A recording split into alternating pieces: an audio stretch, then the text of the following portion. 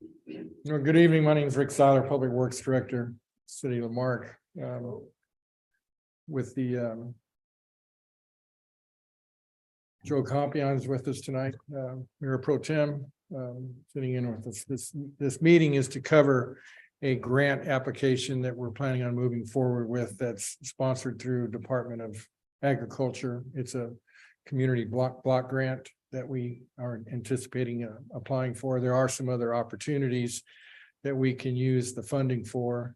Roxanne Saldivar is on the line with us. I will introduce her and let her kind of cover the other applications. Roxanne, can you hear us? I can. Can y'all hear me okay? Yes, we can hear you. Awesome. Well, like Rick said, my name is Roxana Sandoval, or y'all can call me Roxy. I'm with GrantWorks, and the city has hired us to complete a grant application for community development. And this is through the normal what we call CD program of the Texas Department of Agriculture, and it is CDBG grants funding. And as a requirement of this application, we have to have a public hearing to basically let the public know the types of programs TDA has to offer besides the CD program, and to allow anyone from the public to ask any questions about the programs or give any public input on community needs. And so that's what this tonight is. That's what this public hearing is for. So I will go through some of the programs that TDA has opened for this next current year, and then we will take any questions or comments from anybody. And so with that, like I mentioned, the purpose of the hearing is to allow the public to give some input. And generally, we talk about the types of activities that the Texas Department of Agriculture funds. They usually fund water and street improvements, flood and drainage, streets, roads, bridges, in certain cases, public facilities, housing rehabilitation, downtown revitalization and Main Street programs. They have a fire and ambulance and service truck funding out there, planning and capacity activities, colonial planning and construction, and any activities that will alleviate any effects of unanticipated disasters. So anything mitigation related. And I know the city has been very active, is currently active in a lot of different capital improvement projects. I know the city is involved in about $15 million of water and sewer projects that are underway, about $3.5 million in streets, and along with a partnership with TxDOT on Oak Street. I believe that's a bridge type project, and it's about $665,000 with the city partnering with a match on that. And then there's about 1.5 million out for bids. And Rick, you can correct me if I'm wrong on any of these figures. But these are the types of programs, projects that TDA likes to see, and it's really encouraging that the city is active in their role to make capital improvements.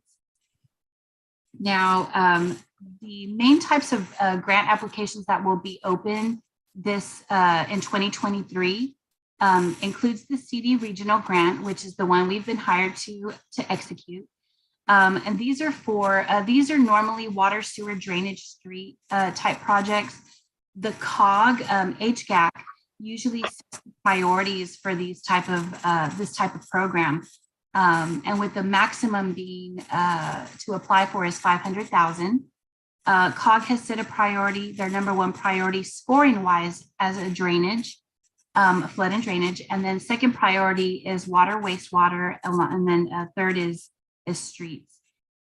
I believe the city has ideas for this program. Of course, there's different, there's a whole lot. I'm sure the city has a laundry list of projects they'd like to do. But with that said, the COG being setting the number one priority as drainage, that's where you'll get the maximum amount of points. And the maximum amount of points, even if it's 1 point difference, is a really big deal in the regional scoring. It's a highly competitive program. So, it's really recommended that you go with the COGS first priority on that. Another program that TDA offers is Downtown Revitalization and Main Street program. This is also a maximum of $500,000. This program usually provides infrastructure improvements to address conditions and the deterioration of like a downtown area or an area designated as downtown. It's usually to remove like slum and blight. And to a lot of the projects that go through this program are mainly to upgrade ADA access, to do parking, sidewalks, and really just to get a downtown area to accommodate special needs.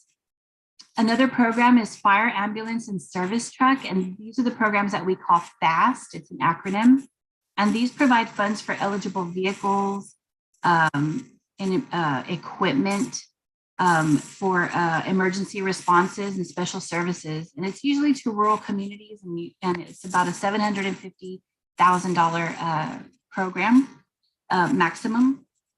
This year, one of the changes that TDA has brought forth is their planning and capacity. Usually planning and capacity is a separate program that you apply for.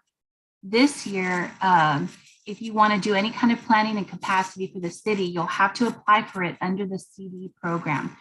So again, that maximum is $500,000, and usually the planning and capacity can range anywhere from $20,000, $50,000 of that $500,000.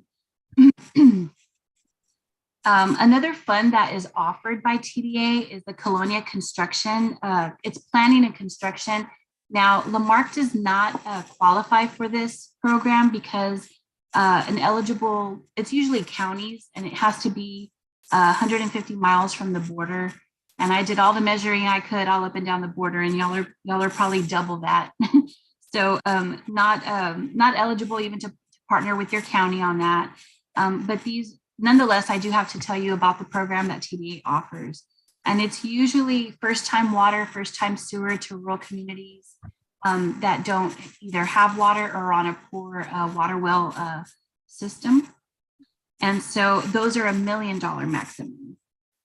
And most of the TDA programs generally are cities with less than 50,000 in population, and counties less than 200,000 in population. And so those are really, the parameters are a little different for each program, but that's one of the main parameters as far as the TDA goes with their programs. And so those are the main programs that I'm supposed to let y'all know about. If y'all have questions on anything else, I can try to answer those. But basically, these are the programs TDA has to offer. And at this time, we'll take any questions or comments from anyone in the public or any of the elected officials on any of these programs. I have a question, if you could answer this, is that the grant itself hasn't been prepared. This is just preliminary work that's associated with its preparation, correct? That is correct. On your priority list, we haven't yet identified drainage, or have we, Rick, as the priority for this grant?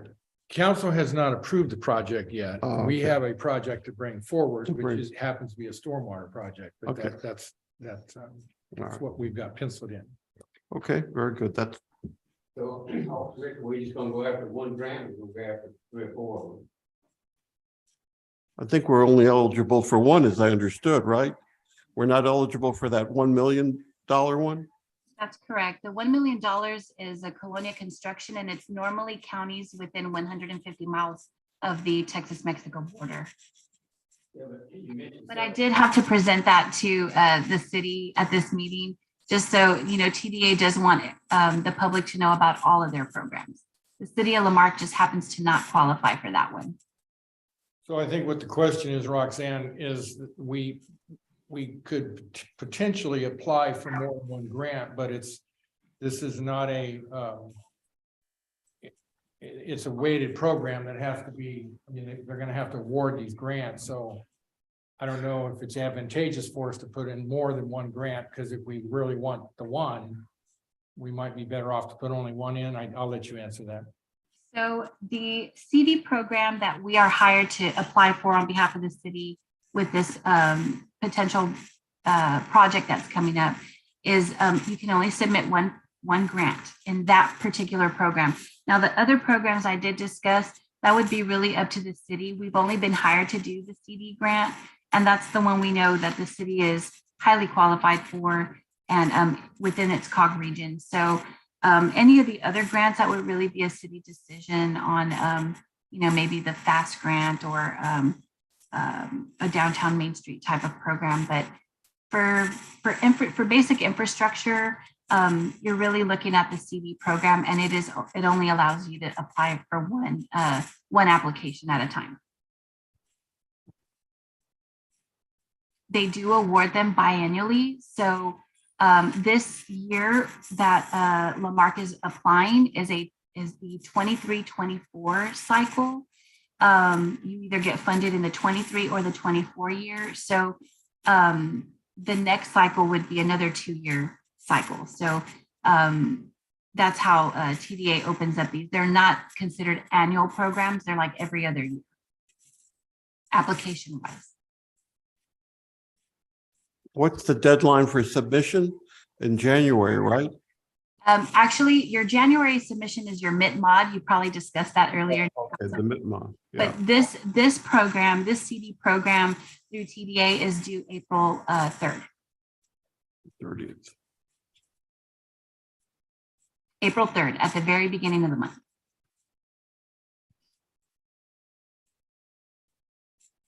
So you will see some council items come forth stemming from this grant application.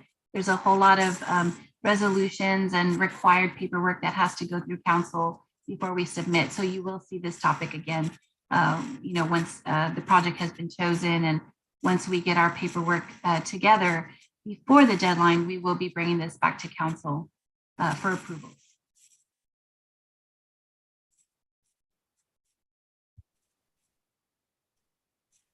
Any other questions? Huh? It is a matching grant where the city will have to match them. Yes. Yes, the match is the TDA doesn't normally call it a required match. However, the match is based on points. And like I mentioned earlier, it's a highly competitive grant. It really depends on, it's by percentage. The highest the city would have to match is 20%. That is the highest match according to points. And so once we sit down and scope the project out with the engineer and figure out the area of benefit with the city, then we'll be able to calculate that match. And then we would definitely bring that to council for approval through a resolution and a commitment through a resolution. In the project, we got tentatively identified as in a low LMI area. So we would think that there would be some consideration there with the matching funds. Now, does their fee come out of that grant money? Yes, sir. In fact, correct me if I'm wrong, Roxanne, but what most grant administrators work on a basis that if we don't get, there's not really a fee from the grant administrator. That's correct. We do work on a pro bono basis. We are hired and selected by the city. However, we do not charge for any application services upfront. The only time we charge anything is if the grant is awarded and we administer the grant, which we make sure everyone, the grant stays in compliance, all the paperwork and reporting that's required with it. That's when we'll charge a fee. But we do not charge anything upfront. Or if the grant is not awarded, there will be no fee. And we've advertised for the grant administrator and for the design engineering firm. The design engineering firm selected was LJA. They're basically on board right now, but their work doesn't really start until after the application process. Grant Works will require them to give them some preliminary information on engineering design, but the nuts and bolts of that design will take place after the grant's awarded. Do we have a date in mind on when we were gonna have the application completed to present to council? I know that the deadline's in April, but I don't know. Typically, I'd like to have it by the March council meeting, we can take it to council in March, and they would approve it then without having to have a special meeting. If we've got it ready to go, we can shoot, I mean, I think in our timeline, that's what we would shoot for. Is that March acceptance, so it's ready way ahead of time for the April 3rd submission. I mean, certainly, Roxanne, if we get the application done, we don't need to wait till the 3rd to submit it. We could submit it March. That's correct. I don't recommend anyone wait till the last day. These online systems tend to glitch once everybody's in there at the same time. So we actually have internal deadlines through GrantWorks, and that's just our process. We have a review team that reviews our grant application for grammar and for just any kind of numbers, our maps, everything that goes along with the grant application. We then we have a second review when those corrections are made, if any. We have a second review before we even release it to the city. And then, so that's done way ahead of time. And we do try to get that to the city ahead of time. That way y'all have your review. And then, and if you want to put it out for the public viewing, and then we try to submit those before the April 3rd deadline. So yeah, we would be working a quick timeline. April's a few months away, but we really try to get it done way ahead of time. Roxanne, is there another public hearing that's going to be required prior to submission? No, this is the only public hearing required. Like I said, there's only other required documents that will go to council. And so any public comments could be made at that time on those items as well. But as far as a public participation plan, this is the only public hearing required for the grant. We do have a public notice that we post. We call it a second notice. And basically that notice is sent probably about a month prior to submittal to the newspaper, on your website, and wherever else we can post it. Just stating that the city is applying for a grant. It'll say what activity we're applying for, and it'll have an amount that we're applying for, just to let the public know. So we do have a public notice that is required, but it's not a hearing. Great, thank you. You're welcome.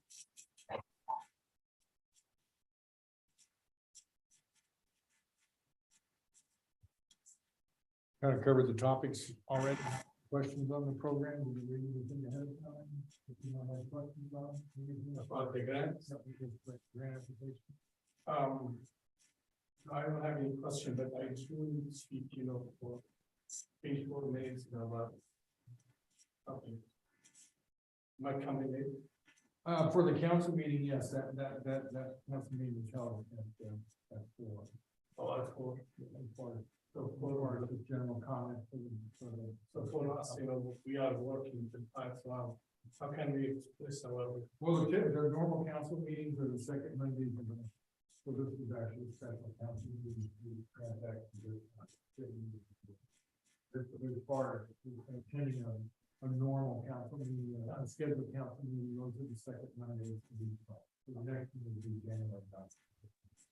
Or the special meetings you can do by Zoom too. You could do public comment by Zoom. Well, we are. Yeah, not they allowed don't, to- yeah. But we're not allowed to be working. Uh-huh. to do anything.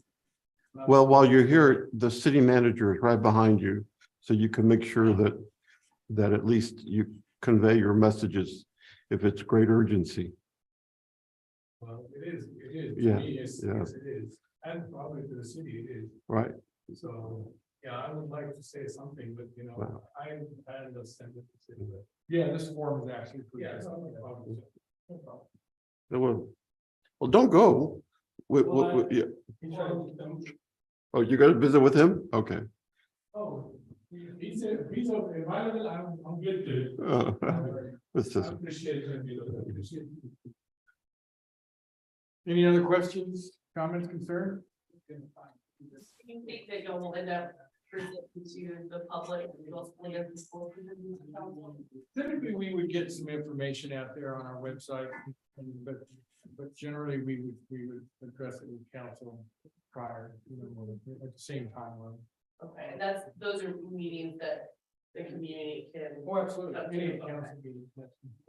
I don't know, we don't have anything planned for this one in January. I'm not sure we do for February at this point, but certainly that March for the final application. Because right now, it's just a lot of paperwork.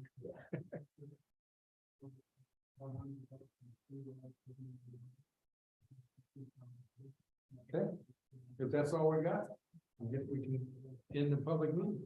Thank you for coming. Thank you. thanks, Rick. Merry Christmas. Merry Christmas to all.